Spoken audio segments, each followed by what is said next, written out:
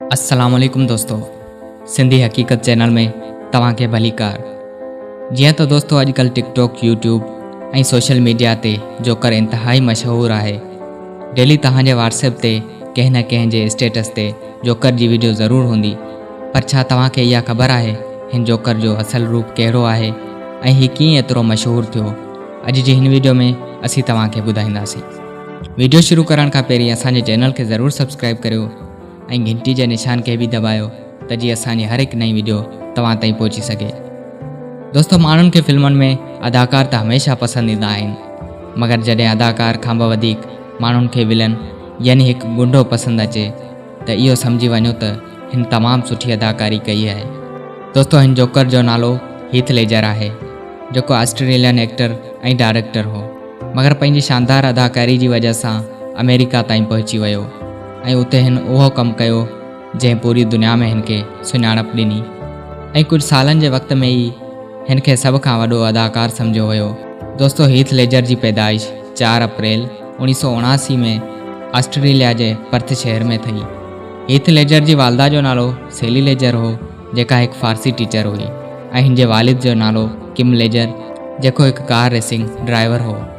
Heath पंहिंजी पढ़ाई marriage mount primary school में कई ऐं इन खां पोइ हिन खे गिल्डफोर्ड ग्रामर स्कूल में मोकिलियो वियो, जिते हू पहिरियों चकर अदाकारी खां वाक़ुफ़ु थियो ऐं उते हिन 10 साल जी उमिरि में ई पढ़ण सां गॾु हिकु अदाकारी फंक्शन में हिसो वरितो। हिन जे लाइ इहो पहिरियों ई शुरूआती मौक़ो हुयो जिते हिन अदाकारी जो कमु कयो ऐं उनखां अलावा इहो शतरंज रांदि जो बि हिकु सुठो खिलाड़ी हो। जॾहिं हू 11 साल जो थियो त हुनजे माउ पीउ जो तलाक़ थियो। इहो हुन जे लाइ इलाही वॾो सदमो हुयो ऐं कुझु टाइम खां पोइ हुन पंहिंजो पाण खे संभालण जी कोशिशि कई ऐं 17 साल जी उमिरि में हुन मुकमल टाइम अदाकारी जी वजह सां पढ़ाई अध में छॾे ॾिनी ऐं 1996 में ई हुनखे टीवी प्रोग्राम स्वीट में कमु मिलियो, मगर हुनखे असल पहचान मिली 1997 जो ड्रामो होम एंड अवे, जेको हुन वक़्तु ऑस्ट्रेलियन मशहूरु ड्रामो हो।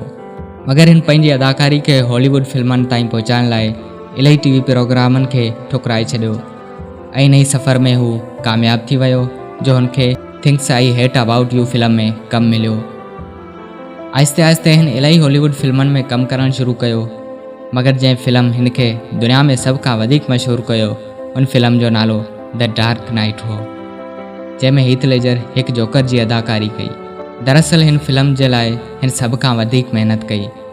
हिन पंहिंजो पाण खे जोकर जो मेकअप कयो ऐं मेकअप खे असल ॾेखारण जे लाइ हिन पंहिंजो पाण खे 43 ॾींहं कमरे में बंदि कयो ऐं एतिरे क़दुरु जो हिन फिल्म जे अदाकार खे सच में पंहिंजो पाण खे ज़ोर सां मारण जो चयो, इन ई करे जो सीन कूड़ो न लॻे। ऐं हिन फिल्म खे जारी करण खां पोइ हीथ लेजर जी महिनत कामयाबु हुई। मगर दोस्तों, ॾुख वारी ॻाल्हि इहा हुई जो फिल्म जे अचण खां 6 महीना पहिरीं 22 जनवरी 2008 में हिन जी मौत थी वई। ऐं दोस्तों, हीथ लेजर हिकु पहिरियों शख़्स हो जंहिंखे हिकु क़ौमी किरदारु निभाइण जे लाइ गोल्डन ग्लोब अवार्ड नवाज़ियो वियो, मगर अफ़सोस हिन अवार्ड खे खणण लाइ हू ज़िंदा न रहियो। दोस्तों, हीथ लेजर जे किरदारु हुनखे अॼु बि माण्हुनि जी दिलनि में ज़िंदा रखियो। त दोस्तों, इहा हुई असांजे पसंदीदा जोकर यानी हीथ लेजर जी कहाणी। उमेदु आहे त तव्हांखे वीडियो ज़रूरु पसंदि आई हूंदी। वीडियो पसंदि आई हुजे त लाइक करियो, शेयर करियो ऐं पंहिंजी राय कमेंट्स में ज़रूरु ॾींदा।